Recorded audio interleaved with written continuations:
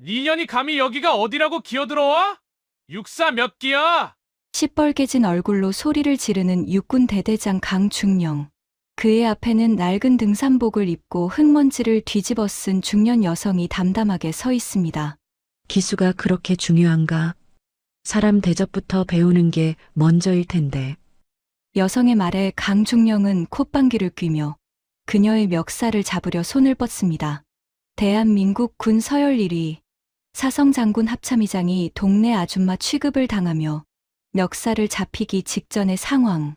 여러분, 만약 여러분이 평생을 바쳐 지켜온 일터에서 이런 무시를 당한다면 기분이 어떠실까요? 이야기 시작 전에 구독과 좋아요 한 번씩만 꼭 부탁드려요. 여러분의 응원이 저에게는 큰 힘이 된답니다. 지금 어디서 보고 계시는지도 댓글로 남겨주세요. 그럼 이야기 시작합니다. 대한민국 국방의 심장부라 불리는 합동참모본부 의장실. 모두가 잠든 깊은 밤이지만 책상 위 스탠드 불빛 하나는 여전히 외롭게 자리를 지키고 있습니다. 책상의 주인은 바로 대한민국 군 역사상 최초의 여성 합참의장인 한정희 대장입니다. 그녀는 방금 전 들어온 비공식 보고서를 덮으며 깊은 한숨을 내쉬었습니다. 그녀가 취임 직후 가장 공들여 만든 솔저 보이스라는 시스템이 있습니다. 이것은 지휘 계통을 거치지 않고 병사들이 직접 의장에게 고충을 털어놓는 익명 채널입니다. 그런데 최근 강원도 최전방의 한 대대에서 올라오는 게시글들이 심상치 않았습니다. 대대장님이 육사 출신 아니면 사람 취급을 안 합니다. 여군 중대장님에게 입에 담지 못할 욕설을 퍼붓는 것을 목격했습니다. 아픈 병사를 꾀병이라며 비오는 날 연병장에 세워두었습니다.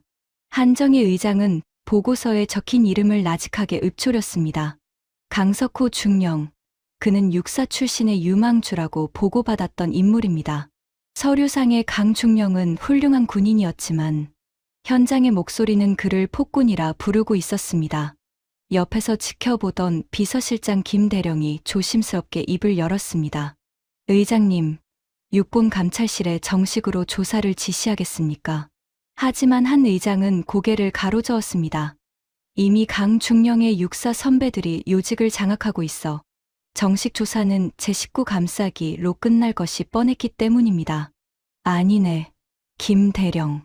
서류는 언제나 거짓말을 하지만 현장은 거짓말을 하지 않지. 그녀는 자리에서 일어나 벽에 걸린 낡은 바람막이와 배낭을 챙겼습니다.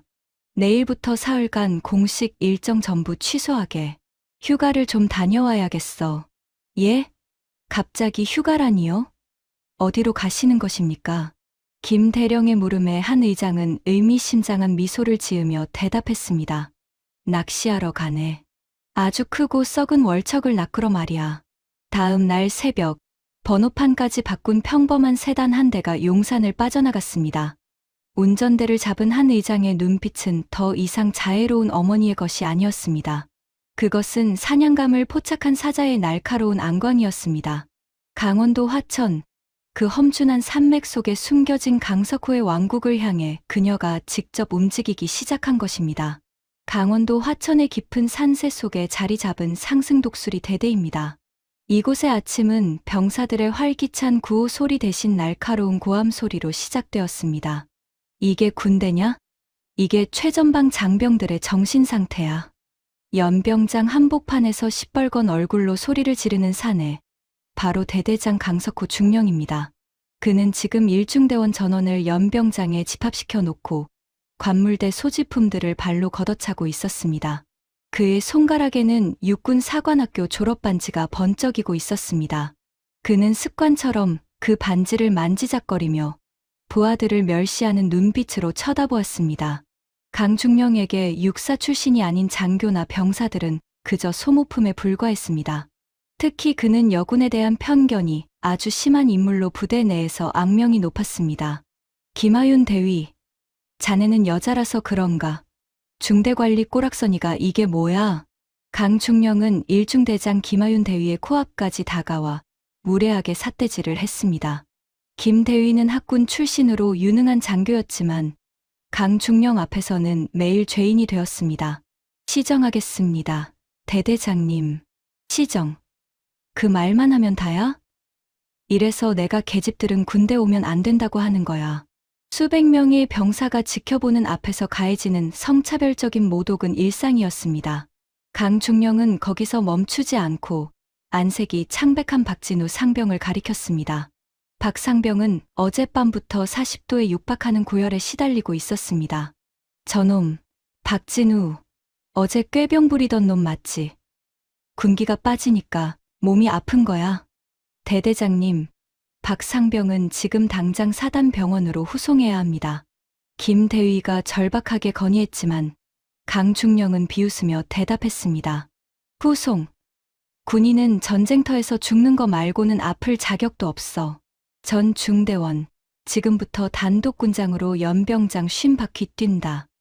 실시. 저 꾀병 환자 박상병은 군장 2개 메고 뛰어. 비정한 명령이 떨어지자 연병장에는 차가운 정적이 흘렀습니다. 이건 지휘가 아니라 명백한 살인 행위나 다름없었습니다. 강중령의 위세에 눌려 누구도 선뜻 나서지 못하는 절망적인 상황이었습니다. 같은 시각 부대 정문 앞 면회소에는 낡은 등산복 차림의 여성이 서 있었습니다.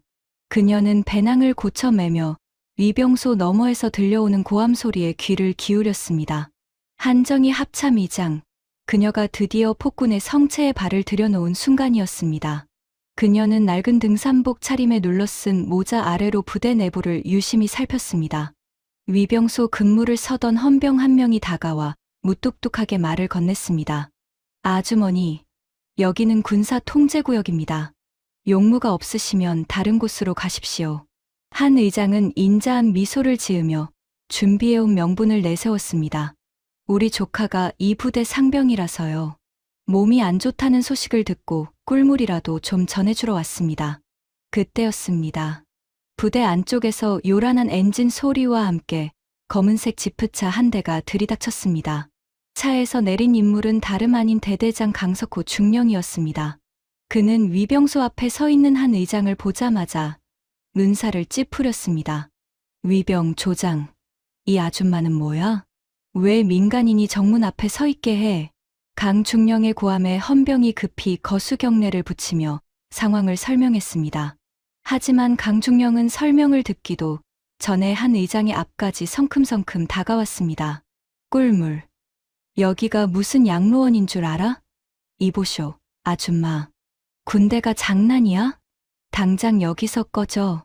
강중령의 무례한 태도에도 한 의장은 침착함을 유지했습니다. 그림 1에 3. 사람이 면회를 왔다는데 말 한마디라도 곱게 하셔야지. 대대장님이라는 분이 예의가 너무 없으시네요. 한 의장의 말에 강중령의 얼굴이 험악하게 일그러졌습니다. 그는 한 의장의 어깨를 거칠게 밀치며 윽박질렀습니다. 예의? 니년이 지금 대대장한테 예의를 노네? 너 같은 무식한 아줌마가 군대 돌아가는 꼴을 알아? 육사 몇 키냐고 물으면 대답이나 할 수 있어? 한 의장은 밀려난 어깨를 털어내며 강중령의 눈을 똑바로 응시했습니다. 그 눈빛에는 분노보다는 깊은 경멸이 담겨 있었습니다. 강중령은 그 눈빛에 순간 움찔했지만 이내 다시 소리를 질렀습니다. 뭘 봐. 이 아줌마 당장 부대 밖으로 끌어내. 다시 보이면 무단 침입으로 구속해버려.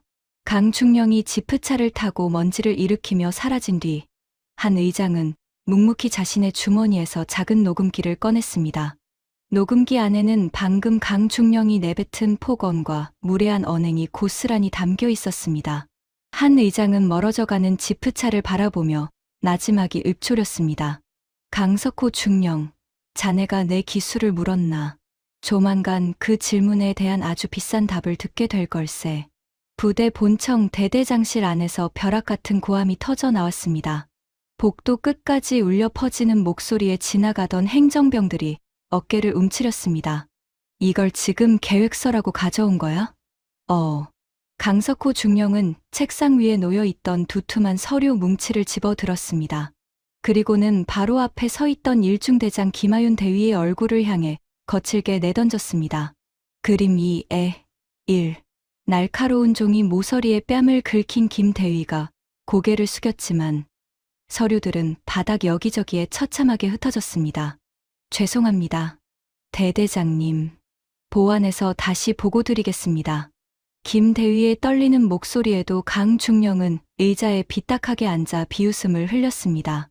보안, 자네 머리로 그게 가능해? 역시 학군 출신들은 기초가 안 되어 있어. 그는 손가락으로 책상을 탁탁 치며 인격 모독을 이어갔습니다. 니녀는 그냥 집에서 밥이나 하고 애나 볼 것이지. 왜 군대에 와서 물을 흐려? 여군 중대장이라니 우리 육사 기수 선배들이 들으면 비웃을 일이야. 당장 사표 쓰고 나가. 김대위는 입술을 깨물며 바닥에 떨어진 서류들을 한 장씩 줍기 시작했습니다. 눈물이 툭 떨어져 서류 위로 번졌지만 그녀는 강중령 앞에서 약한 모습을 보이지 않으려 필사적으로 버텼습니다. 며칠 뒤 하늘은 마치 이 부대의 앞날을 예견하기라도 하듯 순식간에 칠흑 같은 먹구름으로 뒤덮였습니다. 얼마 지나지 않아 굵은 빗줄기가 연병장 바닥을 사정없이 두들기며 온 세상을 집어삼킬 듯 몰아치기 시작했습니다. 하지만 이 가혹한 빗줄기 속에서도 일중대원 전원은 20kg이 넘는 단독군장을 짊어진 채 연병장에 부동 자세로 서 있었습니다. 대대장 강석호 중령이 이른바 군기 확립 및 정신개조 교육을 하겠다며 전 장병을 빗속으로 강제 소집했기 때문입니다. 정신력이 썩어 빠졌으니까 몸이 아프니 뭐니 엄살을 피우는 거야. 다들 내 말이 안 들려? 당장 뛰어. 강중령은 연병장가에 세워진 지프차 뒷좌석에 앉아 비 한 방울 맞지 않은 채 확성기를 들고 광기 어린 소리를 질러댔습니다. 그림 2에 2. 병사들은 이미 젖을 대로 젖어 무거워진 군복과 장구류의 무게를 견디며 힘겨운 걸음을 옮기고 있었습니다. 그때였습니다. 대열 맨 뒤쪽에서 며칠째 40도에 육박하는 고열에 시달리던 박진우 상병의 무릎이 꺾였습니다. 박 상병은 얼굴이 하얗게 질린 채 진흙탕 바닥으로 그대로 고꾸라졌고 둔탁한 소리와 함께 그의 몸 위로 빗물이 튀어 올랐습니다. 이를 본 김하윤 대위가 심장이 덜컥 내려앉는 심정으로 빗속을 뚫고 달려가 각 상병을 끌어안았습니다. 박 상병, 정신 차려. 진우야, 눈 좀 떠봐. 김 대위는 흙탕물 범벅이 된 박 상병의 얼굴을 닦아내며 지프차를 향해 절규하듯 소리쳤습니다. 대대장님, 박 상병이 의식을 잃었습니다. 맥박이 너무 빠르고 호흡이 가쁩니다. 지금 당장 사단 병원으로 긴급 후송해야 합니다. 하지만 지프차 문은 열리지 않았습니다. 강중령은 창문만 아주 살짝 내린 채 차가운 눈빛으로 그 광경을 바라보며 비릿한 미소를 지었습니다. 김대위, 자네는 그게 문제야. 자네 같은 학군 출신들이 애들을 오냐오냐 키우니까 저런 쇼를 하는 거 아닌가? 쇼라니요. 애가 지금 숨을 제대로 못 쉬고 있습니다. 이건 명백한 응급 상황입니다. 김 대위의 절박한 외침에도 강중령은 오히려 귀찮다는 듯 손을 내저으며 말했습니다. 시끄러워. 저놈. 그냥 저기 구석에 있는 자재 창고에 쳐넣어둬. 정신 차릴 때까지 물 한 모금 주지 말고 반성하게 해. 이건 대대장 명령이다. 이것은 훈련이라는 이름 아래 행해진 명백한 학대였으며 지휘관으로서의 권한을 악용해 부하의 생명을 위협하는 범죄 행위였습니다. 연병장에 서 있던 병사들은 주먹을 꽉 쥔 채 분노가 섞인 눈으로 강중령을 바라봤지만 군율 앞에 누구도 감히 항의하지 못했습니다. 한편 부대 정문 면회실 처마 밑에서 이 모든 광경을 지켜보고 있던 한정희 의장의 눈시울은 이미 뜨겁게 달아올라 있었습니다. 그녀의 뺨을 타고 흐르는 것이 차가운 빗물인지 아니면 끓어오르는 분노의 눈물인지 분간하기조차 어려웠습니다. 한 의장은 부르르 떨리는 손으로 스마트폰을 들어 박 상병이 짐짝처럼 창고로 끌려가는 모습과 강중령의 비인간적인 명령을 하나하나 기록했습니다. 나라를 믿고 자식을 보낸 부모들의 마음을 자네가 이렇게 처참하게 짓밟고 있구나. 강석호 중령, 자네는 오늘 군인으로서의 모든 자격을 스스로 포기했다. 한 의장은 이제 더 이상 관찰자로만 머물 수 없음을 뼈저리게 느꼈으며 그녀의 배낭 속 수첩에는 강중령의 죄목이 빼곡하게 적혀 내려갔습니다. 폭우가 쏟아지는 이 연병장은 이제 곧 오만한 강 중령의 몰락을 알리는 거대한 심판의 장이 될 준비를 마쳐가고 있었습니다. 포구가 잠시 소강 상태에 접어들자 한정희 의장은 젖은 옷을 털어내며 다시 움직이기 시작했습니다. 그녀는 면회객 신분을 유지하기 위해 부대 내 개방 구역을 중심으로 천천히 발걸음을 옮겼습니다. 겉보기에는 길을 잃어 서성이는 평범한 중년 여성처럼 보였지만 그녀의 오감은 부대의 썩은 구석을 포착하고 있었습니다. 그녀가 가장 먼저 향한 곳은 병사들의 급식을 담당하는 취사 식당 뒷마당이었습니다. 그곳에서는 조리병 2명이 구석에 숨어 억눌린 목소리로 대화를 나누고 있었습니다. 그림 2에 3. 야, 진짜 너무한 거 아니냐? 오늘 대대장 손님들 온다고 들어온 한우 등심 봤어? 말도 마라. 애들 국거리 소고기는 싸구려로 바꾸고 그 차액으로 지 손님들 대접할 고기를 사는 게 제정신이냐? 게다가 김 대위님 아까 대대장실에서 서류 뭉치로 얼굴 맞고 울면서 나오는 거 내가 봤어. 진짜 지옥이다.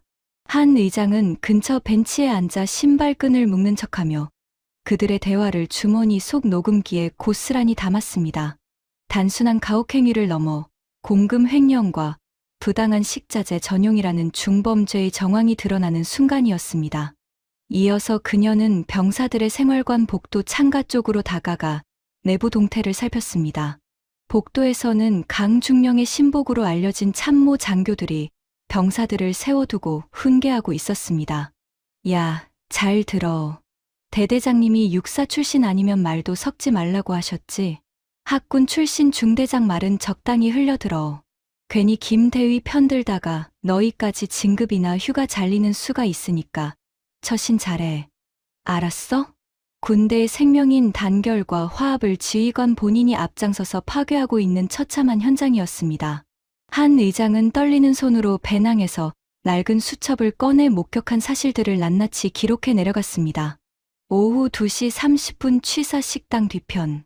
부대 운영비 횡령, 및 식자재 사적 유용 정황 확인. 오후 3시 10분 생활관 복도. 지휘관의 의안 조직 내 파벌 조성 및 하급 지휘관 지휘권 약화 시도 목격. 한 의장은 자신이 평생을 바쳐 지켜온 군대가 이런 자에 의해 유린당한다는 사실에 피가 거꾸로 솟았습니다. 그녀는 선글라스 너머로 본청 건물의 대대장실을 차갑게 노려보았습니다. 강중령은 지금 자신의 오만한 권력을 즐기고 있겠지만 그 권력이 얼마나 허무하게 무너질지 곧 깨닫게 될 것입니다. 강석호 중령 자네가 만든 이 가짜 왕국은 이제 끝났네. 내 손으로 직접 끝내주지.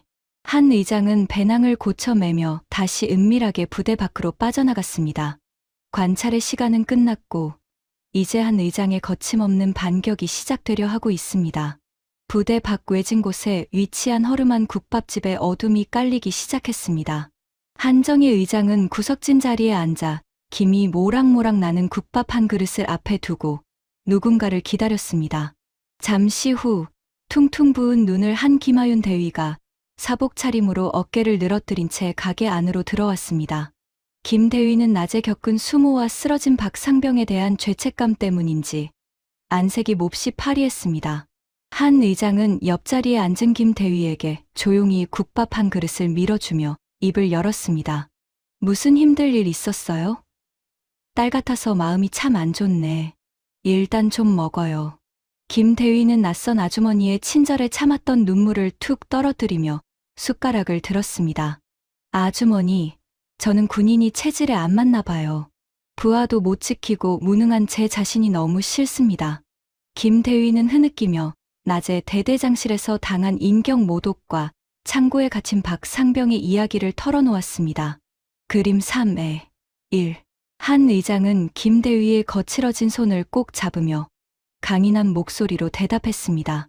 아니, 자네는 아주 훌륭한 군인이에요. 부하를 위해 올 줄 아는 지휘관이야말로 진짜 군인이죠.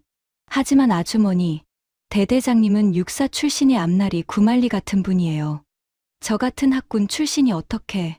한 의장은 김 대위의 말을 끊고 그녀의 눈을 똑바로 응시하며 단호하게 말했습니다. 걱정 말아요.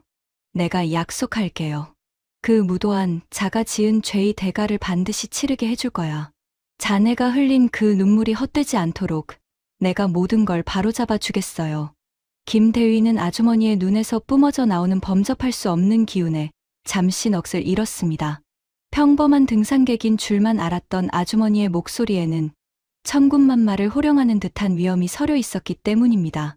한 의장은 김대위에게 박상병의 현재 상태와 부대 내부 비리가 담긴 장부의 위치를 다시 한번 확인했습니다.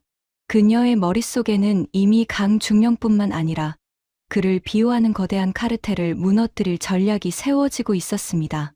내일 아침이면 모든 게 변할 거예요. 그저 끝까지 자네 병사들 곁을 지키고 있어줘요. 한 의장은 식당을 나서며 주머니 속에 휴대폰을 꺼내 비서실장 김대령에게 짧고 굵은 메시지를 보냈습니다. 준비해라. 내일 새벽 내가 직접 호랑이를 잡으러 간다. 이제 운명의 시간이 단 몇 시간 앞으로 다가왔습니다. 다음 날 새벽 상승독수리 대대에는 평소와 다른 기묘한 정적이 감돌았습니다. 강중령은 집무실 의자에 기대어 앉아 어제 빗속에서 부하들을 굴렸던 승리감에 취해 있었습니다. 그는 책상 위에 놓인 육사 기수 명단을 훑으며 다음 진급 대상자들을 흐뭇하게 바라보았습니다. 하지만 그 평화는 요란하게 울려 퍼지는 내선 전화 소리에 순식간에 깨지고 말았습니다. 대대장님, 큰일 났습니다. 상급 부대와 합참으로부터의 통신이 모두 두절되었습니다. 작전과장의 다급한 보고에 강중령은 미간을 찌푸리며 자리에서 일어났습니다. 두절이라니? 통신 가설에 문제가 생긴 거 아니야? 당장 복구해. 하지만 상황은 강중령의 생각보다 훨씬 심각하게 돌아가고 있었습니다. 상급 부대인 사단은 물론이고 육군본부와의 할라인까지 먹통이 된 초유의 사태가 벌어진 것입니다. 강중령은 갑작스러운 고립 상태에 당혹감을 느꼈지만 이내 특유의 오만함으로 상황을 낙관했습니다. 통신망 점검이라도 하나 보지. 어차피 이 근방에서 내 허락 없이 움직일 놈들은 없어.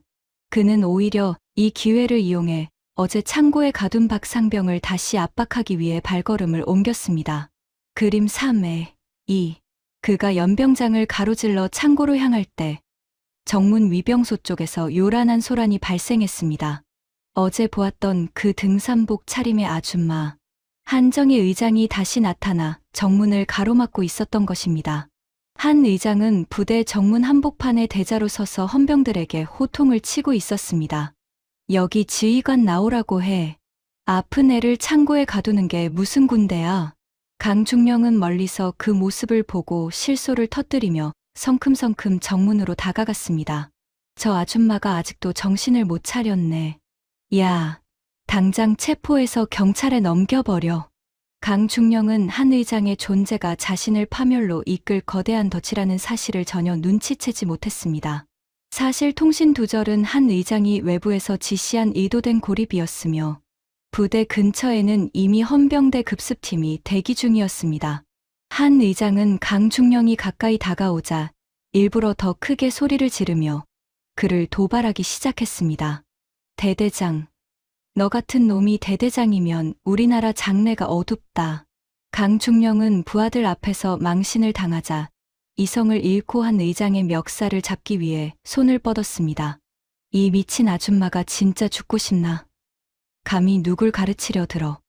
강중령은 분노로 이글거리는 눈을 한 채 정문 앞으로 달려나갔습니다.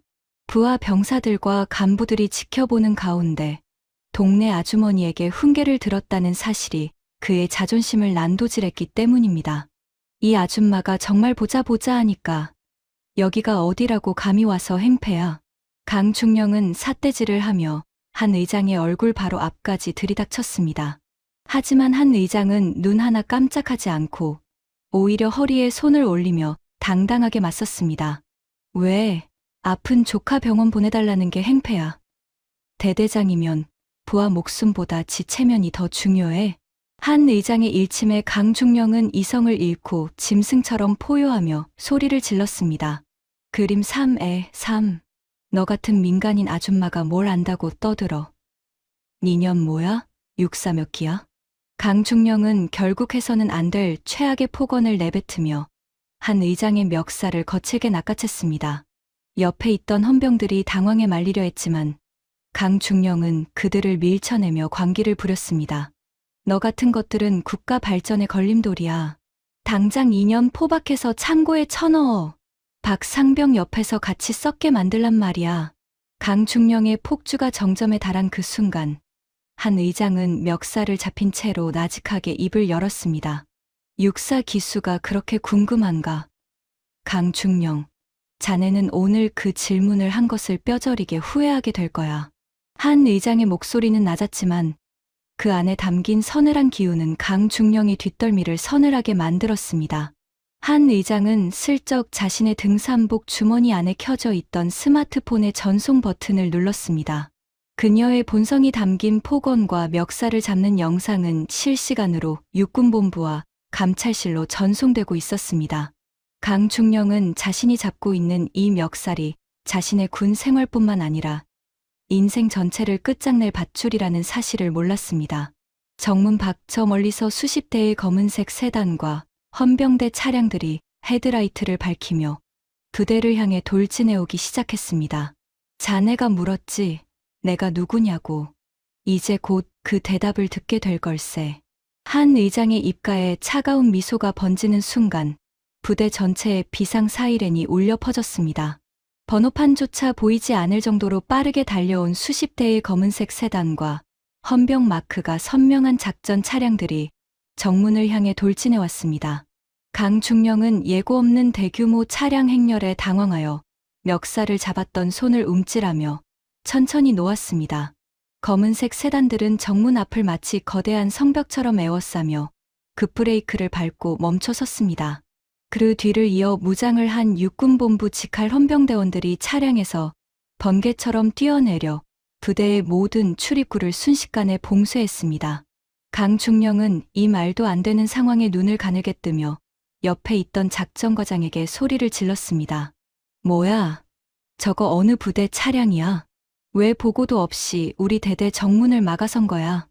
하지만 작전과장 역시 사색이 된 채 입을 벙긋거릴 뿐 아무런 대답도 하지 못했습니다. 검은 세단들 사이로 흐르는 긴장감은 폭풍 전야의 정적보다 훨씬 더 차갑고 무거웠습니다. 정문을 지키던 헌병들은 본능적으로 그 차량들의 위용에 압도되어 거수 경례조차 잊은 채 얼어붙어 있었습니다. 강중령은 상황 파악을 위해 앞으로 나서려 했지만 이미 부대 정문은 완벽하게 외부와 차단된 고립된 섬이 되어버렸습니다. 세단에서 내린 검은 양복의 수행원들이 일제히 문을 열고 도열하자 주변의 공기는 순식간에 영하로 떨어진 듯 차가워졌습니다. 강중령은 자신이 잡았던 그 멱살의 주인이 누구인지도 모른 채 다가오는 거대한 권력의 파도 앞에 멍하니 서 있었습니다. 부대원들은 숨을 죽이며 이 기이한 광경을 지켜보았고 연병장에는 오직 빗물 섞인 바람 소리만이 가득했습니다. 강중령의 손은 미세하게 떨리기 시작했고 그의 오만한 눈빛에는 처음으로 알 수 없는 공포가 서리기 시작했습니다. 검은 세단 행렬의 가장 앞쪽 차량에서 육군본부 감찰실장이 위험 있는 모습으로 내렸습니다. 어깨 위에서 번쩍이는 두 개의 별, 소장의 계급장이 햇빛을 받아 날카롭게 빛나고 있었습니다. 강중령은 자신보다 훨씬 높은 상급 부대의 장군이 나타나자 본능적으로 허리를 꼿꼿이 세우며 거수 경례를 준비했습니다. 하지만 감찰실장은 강중령에게는 눈길조차 주지 않은 채 곧장 등산복 차림의 한 의장 앞으로 달려갔습니다. 그리고는 모든 병사가 지켜보는 가운데 허리를 90도로 꺾으며 우렁찬 목소리로 외쳤습니다. 합참의장님, 감찰실장 이하 수행원들 명을 받고 지금 도착했습니다. 의장님을 모시러 왔습니다. 그림 4에 2. 그 외침이 정막을 뚫고 연병장 전체에 메아리 치자 강중령은 마치 망치로 머리를 엇맞은 듯 멍한 표정을 지었습니다. 그는 자신의 귀를 의심하며 떨리는 목소리로 감찰실장에게 물었습니다. 실장님, 지금 뭐라고 하셨습니까? 합참의장님이라니요?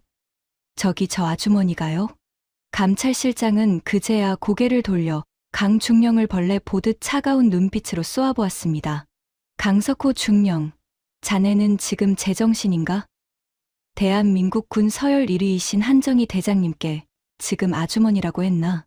그 순간 강중령의 다리가 맥없이 풀리며 뒤로 비틀거렸습니다. 방금 전까지 자신이 멱살을 잡고 흔들며 창고에 가두라고 소리쳤던 그 민간인이 바로 자신의 생사여탈권을 쥔 합참의장이었던 것입니다. 주변에 서 있던 병사들과 간부들도 충격에 휩싸여 너나 할 것 없이 일제히 부동자세를 취했습니다. 한 의장은 멱살을 잡혀 엉망이 된 등산복 옷깃을 천천히 그리고 아주 우아하게 정리하기 시작했습니다. 그녀의 표정에는 분노보다 더 무서운 무심함과 엄격함이 서려 있었습니다. 강중령은 입술을 파르르 떨며 바닥에 엎드려 사죄의 말을 내뱉으려 했지만 혀가 굳어 아무런 말도 나오지 않았습니다. 자신이 쌓아온 모든 경력과 육사 출신이라는 자부심이 단 한마디의 외침에 산산조각이 나버린 것입니다. 의장님, 저는 정말 꿈에도 몰랐습니다. 죽을 죄를 지었습니다. 강중령의 뒤늦은 변명은 공허한 빗소리에 묻혀 초라하게 흩어질 뿐이었습니다. 한정희 의장은 자신을 향해 90도로 허리를 굽힌 감찰실장을 뒤로하고 천천히 강중령 앞으로 다가갔습니다.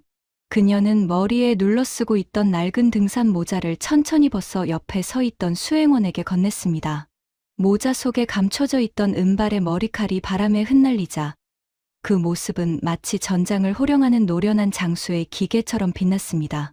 강중령은 차마 고개도 들지 못한 채 바닥에 엎드려 사시나무 떨듯 몸을 떨고 있었습니다. 한 의장은 그런 강중령을 향해 얼음장같이 차갑고 묵직한 목소리로 입을 열었습니다. 강석호 중령, 자네가 아까 나에게 육사 몇 기냐고 물었었지. 이제 그 대답을 해주려 하네. 그림 4에 3.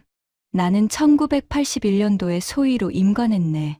자네가 세상에 태어나기도 전에 나는 이 나라 최전방에서 소대장으로 총을 들고 있었단 말일세. 자네가 그토록 자랑스럽게 여기는 육사 졸업반지가 부끄럽지도 않은가? 선배들이 피땀으로 일궈온 군인 정신을 고작 부하 괴롭히는 데 쓰고 있었나? 한 의장의 목소리는 연병장 전체를 쩌렁쩌렁하게 울렸고 그 위험 앞에 정문에 모여있던 모든 병사는 숨을 죽였습니다. 강중령은 죽을 죄를 지었습니다 라는 말만 반복하며 바닥을 향해 머리를 조아렸지만 한 의장의 분노는 이제 시작일 뿐이었습니다. 내 기수가 궁금하다고 했지. 내 기수는 자네 같은 자를 군대에서 영원히 축출하기에 충분한 기수일세. 자네는 오늘 나를 모욕한 것이 아니라 자네가 지켜야 할 대한민국 군대의 자부심과 명예를 모독했어. 한 의장은 강중령의 코앞까지 허리를 숙여 그를 똑바로 응시하며 낮지만 소름 끼치도록 차가운 목소리로 덧붙였습니다. 군복을 입지 않았다고 해서 지휘관이 아닌 것이 아니다. 진짜 지휘관은 계급장이 아니라 부하의 마음속에 새겨지는 것이기 때문이지. 강중령은 이제 눈물과 콧물이 범벅이 된 채 의장님, 한 번만 살려주십시오라며 비굴하게 매달렸습니다. 하지만 한 의장은 그의 손을 거칠게 뿌리치며 다시금 사성 장군의 위엄을 되찾았습니다. 어제 김하윤 대위가 흘렸던 눈물과 박상병이 빗속에서 겪었던 고통이 한 의장의 머릿속을 스쳐 지나갔습니다. 사자의 자비는 부하를 아끼는 이에게만 해당할 뿐 조직을 갉아먹는 해충에게 줄 자비는 단 한 조각도 남아있지 않았습니다. 한정희 의장은 비서실장 김대령에게 고개를 살짝 끄덕였습니다.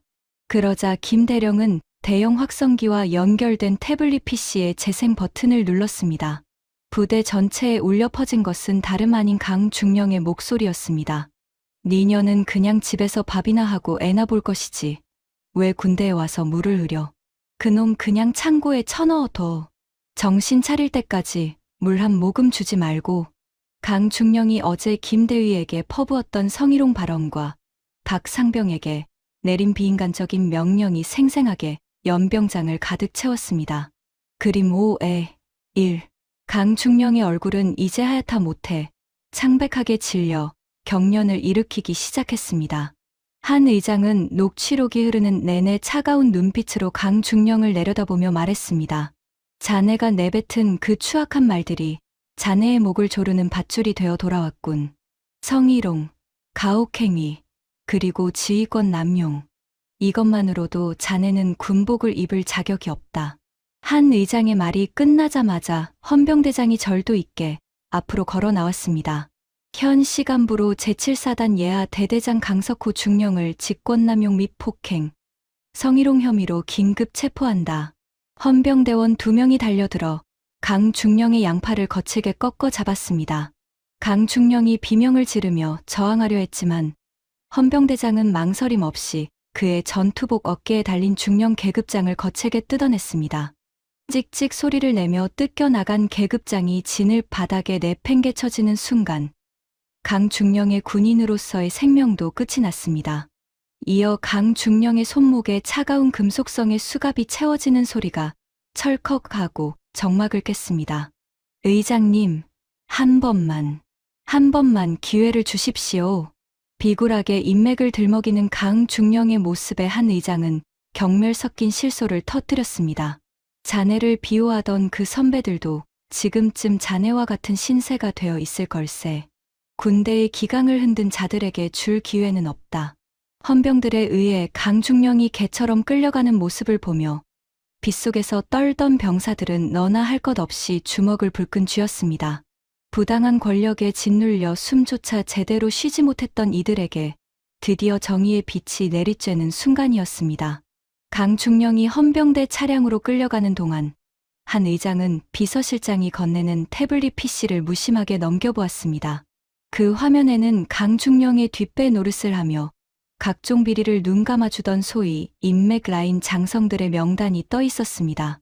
한 의장은 차가운 미소를 지으며 육군본부 감찰실장에게 명확하고도 명령을 내렸습니다. 지금 즉시 이 명단에 있는 자들에게 국방부 장관 명의의 보직해임 통보를 발송하게. 그림 5에 2. 그 말이 떨어지기가 무섭게 멀리 떨어진 사단본부와 군단본부에서는 유례없는 대혼란이 시작되었습니다. 강 중령의 육사 선배이자 부대 내 실세로 군림하던 정 장군과 박 장군의 집무실 전화기가 동시에 울려 퍼졌습니다. 무슨 소리야? 합참의장이 직접 명령했다고? 내가 뭘 잘못했다고 보직해임이야.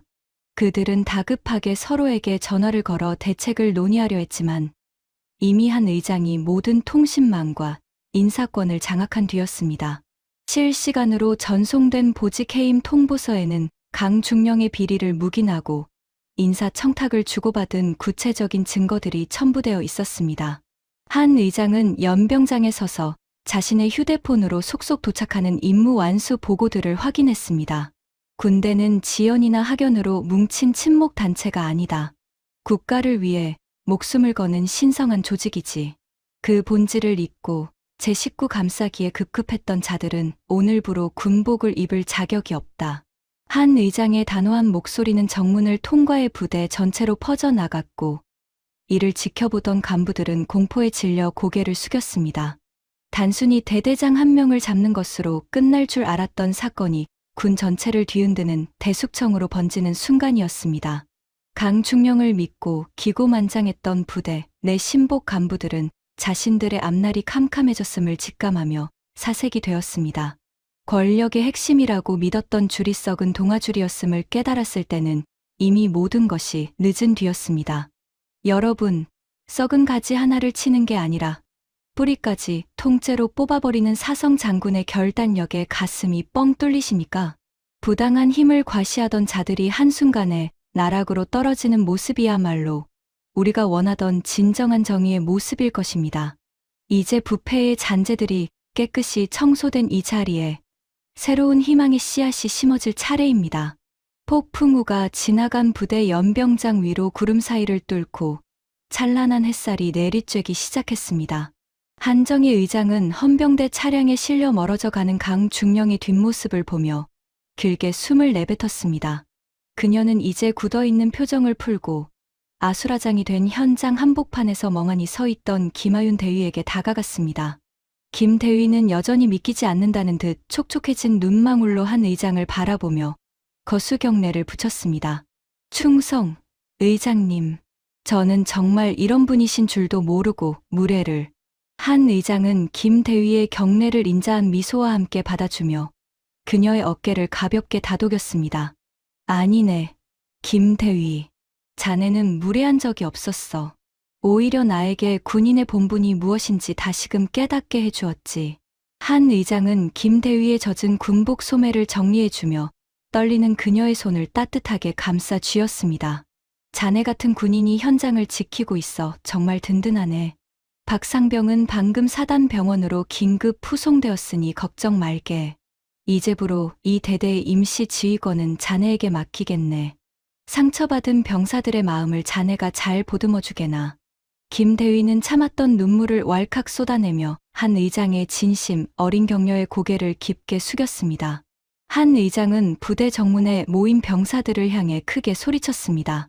장병 여러분, 국가를 위해 헌신하는 여러분의 노고를 이 한정이는 결코 잊지 않겠습니다. 앞으로 그 누구도 여러분의 명예를 짓밟게 두지 않겠습니다. 자부심을 가지고 임무에 매진해 주십시오. 병사들의 우렁찬 함성이 부대 전체를 뒤흔들었고 그 소리는 절망이 가득했던 이곳에 다시 생명력을 불어넣었습니다. 한 의장은 다시 검은색 군용 세단에 올라탔습니다. 타창 너머로 경례를 올리는 김대위에게 부드러운 눈인사를 건넸습니다. 차량이 멀어지는 뒤로 한 의장의 뒷모습은 대한민국 군대에 흔들리지 않는 뿌리처럼 든든하고 거대해 보였습니다. 사자는 떠났지만 그녀가 남긴 정의의 불씨는 이제 전국 모든 부대의 어둠을 밝히는 등불이 될 것입니다. 여러분, 오늘 이야기 어떠셨나요?